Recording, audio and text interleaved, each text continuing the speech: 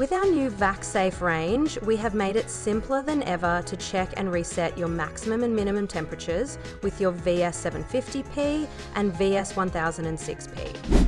First, to read your maximum temperature, just press the up arrow once and you'll see max flash on the display, followed by the maximum temperature. To read your minimum temperature, it works the same way. Just push the down arrow once, you'll see the display flash min and then show the minimum temperature.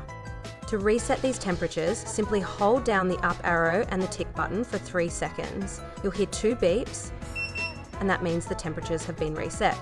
It's that easy. Thank you for choosing Vacc-Safe, and have a great day.